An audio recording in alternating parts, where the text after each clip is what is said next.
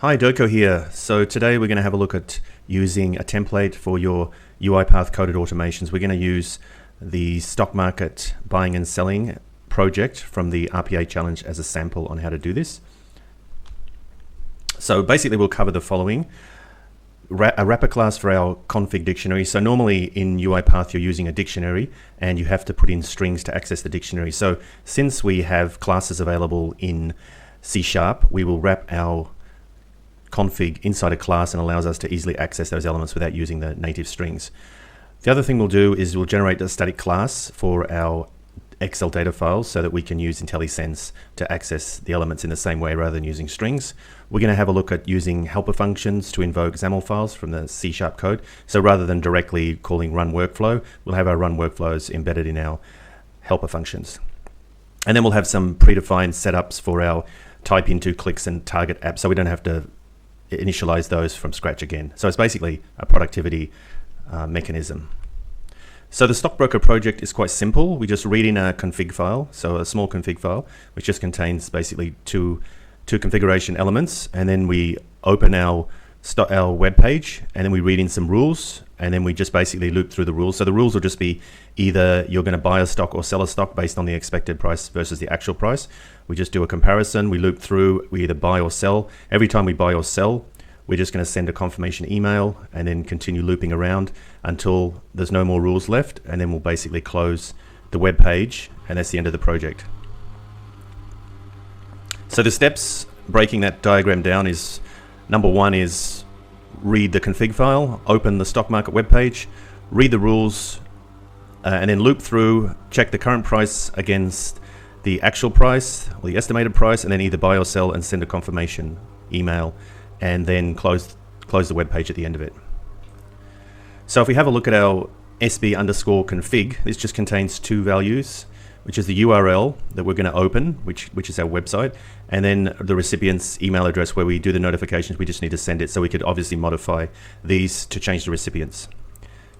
And then our rules are just a list of companies. There are 3 different companies on that website, and there's an expected price, and then if the current price is less than the expected price, we buy. If it's above, then we sell. That's basically what we're going to do today as an exercise using coded automation.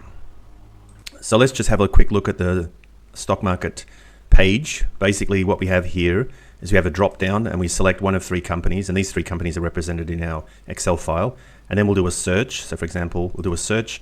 It will come up with the corresponding company. We will then extract this text from here. That'll be our stock price, and then we'll compare that stock price against the expected price. So we will click this buy or the sell button depending on whether we're going to buy or sell, whether the expected price is below or above the actual current price. So that's all there is to this exercise. It's quite straightforward. Just a few clicks, a get text, and some basic comparison. Opening UiPath Studio, we can see over here in our templates, we have this coded automation. This is a template that I've written, and we're going to use this template as a basis for our coded automation. So we just basically click on that. We select a project. Let's just call it stock market.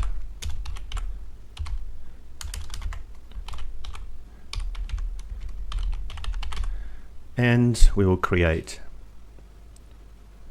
So let's have a quick look at the template. You can see we have a main over here, and we just call our main.cs.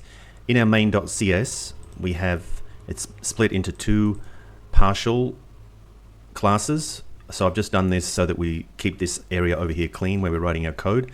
And this is the main section where we're going to do the execute. And we've got a helper functions over here at the other part of the partial class, which is just allowing us to put in our additional functions. So you can see we have some setup of the types here for the target application options and the intro option, type into options, and the click options.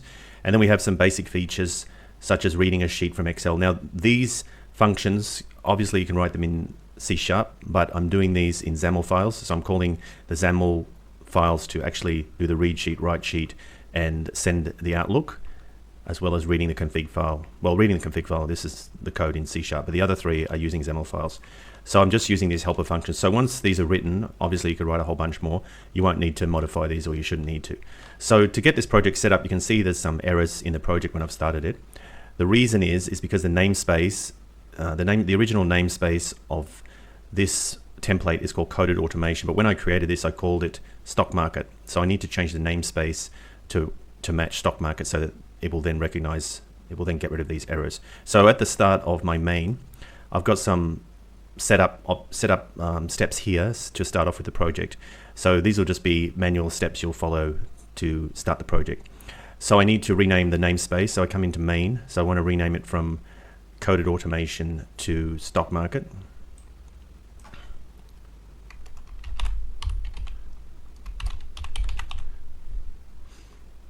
And you can see once I've done that, the error has gone, and I'll do the same for helpers.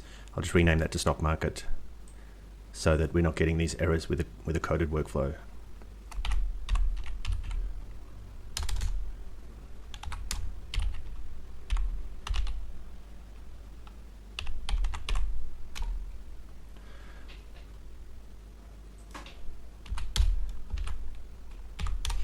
Okay, so that's done. Now we go over to step 2 over here on the main, and we see that what we need to do next is we need to generate the configuration file. So at the moment I've just got a configuration file which is just a basic outline which just contains a dictionary, but it doesn't have any of the properties in here. So I will run a config to class which will generate the properties for me for that. So if I run this,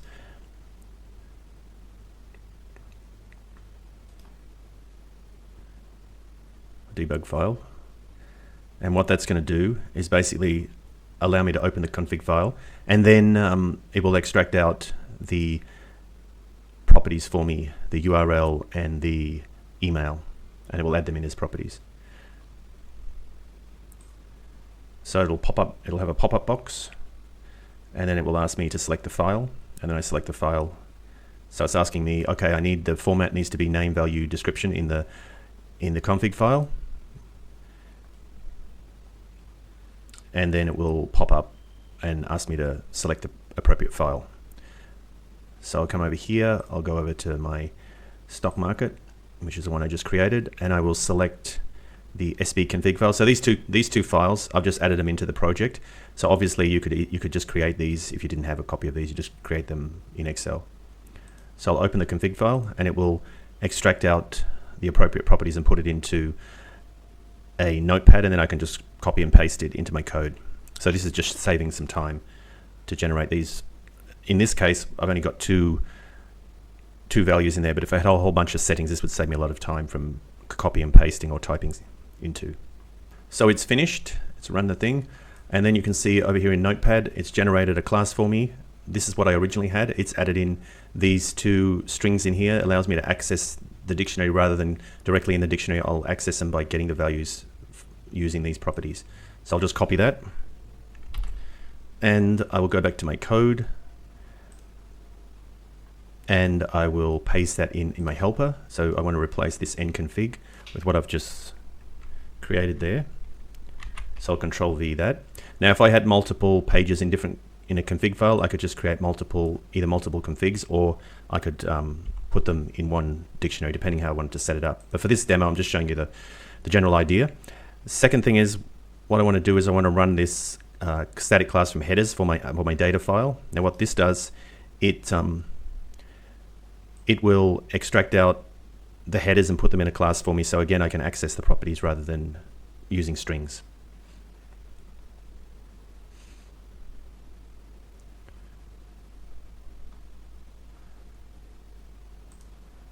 So it's prompting me. I will select the rule file, click on that. I'll just close this one. This is from the previous. And it comes up, and you can see it's generated a file there. And the file is just created a class. It's just put an N and use the name of the file, and then it's just created these strings for me, so I can access these as dot company name rather than putting the string company name. Again, in this case, it doesn't really matter because there's not many strings, but if I had bigger classes, then it would make quite a difference. So I'll go back into the code, I'll paste that back in my helper, and I'll put that here.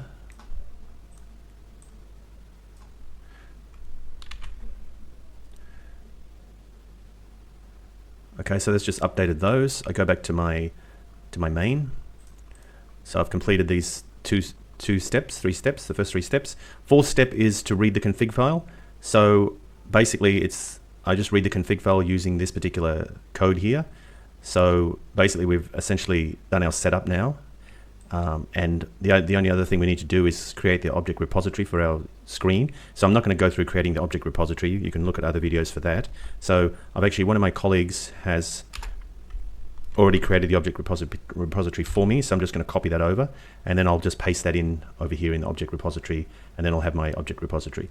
So here we need to put the appropriate file here. It's not called config, it's called sb_config. So we just need to change that. That's the actual file that we're using, and the config settings are in sheet 1. So what's this this is going to read in the config file. So we'll just put a comment there. Read the config file. That's step 1.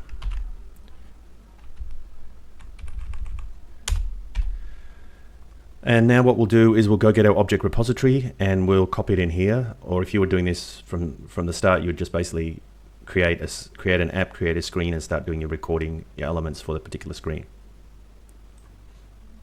So I've got the object repository. I'll come over here and I'll paste it in. So this gives me my elements. I've called it the application stock app, and we've got a screen, and we basically have buying, selling, extracting the price, clicking the search, selecting the company, and I've used close tab here to close the application because I haven't been able to find a way of closing the application, closing a web browser in Coded Automation yet. It looks like they haven't implemented it yet. I could be wrong, but it seems like there's no close at the moment, so I've just used close tab to close off the browser at the end. Next, we want to get the URL from the config file. So basically, we will just extract it using the .url. So you can see here, because we've set up the config file as a class, we've got access to the properties here rather than using the strings. So we select the URL for that one. And then what we want to do is open the web page using that particular URL. So to do that, we will do a UI automation open, and we use the object repository here. And these defaults are the defaults we set up over here in our helpers. So if you come over here, instead of defaulting to hardware, I've just set it up so it will be a simulate, and it will open the web page. If it's not open, it will maximize it. Rather than me manually each time setting this up as my preferred default, I will just set it here as my defaults and pass that into my open so that it will get those parameters all the time rather than me having to keep typing it in for every project. Next, we want to read the rules file so that we have our data. We need to read our data so we can loop through our data. So we'll just basically read that into a data table using our read sheet helper. That will just call using the rules SB rule as the input, and sheet 1 that will just load that into the data table DT rule. Then what we want to do is just loop through each of the rows in this data table and process them. So we'll just do a for each, and for each of these we will check the prices, and then either we will buy or sell. So we'll just create our main loop here, and then we'll put our processing in for each of the data rows in the rows in DT rule, loop through and check the price and either buy or sell and send the email either way. First thing we need to do here is search for the company name in the drop down box, and then do a search for it clicking on the search. So basically we'll just do a select item, and we will use the select from over here, which is just our drop down box, and we will pass in the company name, which is set up in this n rule.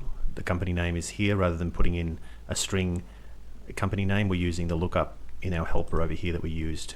So our helper for the rule will be the company name is the string company name, so we can use our IntelliSense over here, and then we click on the search icon, and that will basically search for our company, so for the first company. Once we have found the company, we then want to extract the text, which will be the price, and we extract the price using a get text, and we just put it into a variable called price, and then we want to check the price against the expected price in our rule table, in our rule data table over here. We need to do a comparison, but first we need to get this price, and then this is a string, so obviously we'll need to convert this string into a double, and compare that to the price, which also needs to be converted from an object into a double, which is in our data table. So we convert both those strings, well, the string and the object, into doubles, and then we can do a comparison. So over here we get the current price, which is the price that's coming from our page over here, and we convert also the price that's coming from our data table over here. We convert that from an object to a string and convert it to a double. So both of these will now be double values, and then we can do a comparison to see which one is greater than the other one. Now we do our comparison, check the values, and then either buy or sell. So we need an if statement in here, so we'll just put an if statement in there, and basically what we're doing here is we are checking the values here to see if the current price is less than the expected price. Then we buy, and we want to have an action. The reason for having this string, this action, is so that when we send the email out, we just want to know, was it bought or sold? So we just record these as strings, and then we'll be able to tell whether we did a buy or a sell when we send the message out. So basically we just set up this action just to record a string so that then we can do a substitute further on down. So we have bought or sold. We've clicked on the web page, buy or sell. Actually that doesn't do anything, but it's just a dummy button, but if it was a real website, of course it would take some action. So now we just want to construct a string as a body to send out as part of the email. So we will basically, we just send a message. We create a string called string body, and we have a message. The company stock has been bought or sold. This one will be the action that was either bought or sold up here, string action. On the price of the price that was at the website that we got, and the expected price was the expected price that we had from our database. So these substitutes here, 0, 1, 2, and 3, will be just substituting these values here, and then we get our final string, which then we email out. So the final step here in this loop is to send an email. So we're basically sending an email every time we iterate through the loop. Every time we do a single sale, we will send an email. So we will use send outlook, which is one of our helper functions. Now this recipient email ID is coming from our config file. And then the action is the action we performed up here, which was either, we just say either it was bought or sold. Obviously we could put a more interesting message, and then the body was just the body that we created here, which was this particular, the stock has been either bought or sold on whatever price, so that we send the email. And then once we've sent the email, we've completed the entire loop, and at the end all we need to do now is close the web page once we've finished the loop. So to close the page, all I'm doing is I'm just clicking on doing a close tab.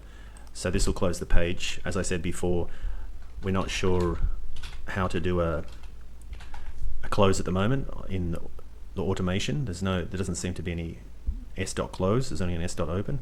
So we'll just close the tab. We'll just click on the close tab, which will close the email, close the web page. So we'll just put a few comments in here. So basically that's the structure. That covers all the steps. And you can see by the use of the config file and the use of the template, this has been a pretty easy thing to do. There's a little bit of setup just there, a few steps. Once you've done the setup, you basically read your config file and then start going, read your data files. And rather than, if you look over here in the helpers, normally you'd have to obviously write all this code in there, which can be a bit messy because you have to mess around with these dictionaries to pass values to the XAMLs, and you have to set up these dictionaries and then call run workflow. So, I mean, this is simple, but it's just not very clean. So to make the code a lot cleaner and faster, you could do it like this with your helper functions in your template, and then basically that will run through everything, do a loop, and send out. Now the other thing I haven't done in here, you can see I'm just doing clicking buy, for example, and I'm getting text price. So I could have also replaced these with a static class so that I could do the dot price instead of price as a string and buy as a string, etc. for the object repository, but I've shown that in a previous video, so I didn't bother to do it here, but that just gives you an idea of speeding it up. So you can see this is very simple. This is very clear to read. If you had this in a sequence in your XAML file, if you had some logic here, there's not much logic, there's an if statement, but if you had multiple ifs, multiple conditions, you were doing conversions, it's quite easy here, you can see from the code just to see exactly what's going on as far as your conversion. Whereas if you were in this would have to be a signs, and then you'd have to click on this to open it to see what the full expression is in most cases. And then if you had a complicated set of ifs or nested ifs, it's a lot easier to read here in the code than it is in a sequence. You could do it in a workflow, in a flowchart, but if you did it in a flowchart, it's quite time consuming to set it up. And when you've got loops in a flowchart, it's quite difficult to set up a visual representation of a loop so you can actually see that. You can do it in a flowchart, but it just takes so much time just to set it up to make it look good and to make it clear and readable. Okay, so let's run this and let's see how it goes. So we'll just run it. We could run it from main or from here. We'll just run it and we'll see the result.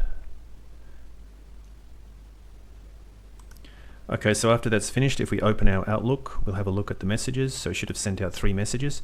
So we can see that it sent a message. It said that this particular stock has been bought on a price of 77.35. The expected price was 150, so obviously it bought it because it was less than the expected. The second one was bought at 47, the expected price was 70, and the third one was bought at 81 and the expected price was 200. So basically it bought 3, but if the prices were different, it could have sold it. So that just about wraps it up. So this just gives you an idea of how you can use a template and how you can use these helper functions. You can obviously add to your helper functions, and your helper functions can allow you to also, you can use these static classes to use IntelliSense to get to the data rather than using strings. As I said, I have used strings for the object repository, but I have got a utility that allows me to extract out all of these if I wanted for this particular page and use IntelliSense as well. So these helper functions hide a lot of the messy details, especially when you're calling XAML files. Now this is an early release of 2026.1, so things might change. So this will just give you an idea, but UiPath might change the way they do this. I'm sure they'll probably have a built-in Excel as part of their offering on the coded workflow, but at the moment I'm just using the Excel XAML just to show you what can be done if you wanted to call XAML files rather than do native C#. Now of course you're going to have to call XAML files for the UiPath specific stuff, but for other functions you could probably just use native C. Alright, thanks a lot. It's been fun, and we will talk again soon. Farewell.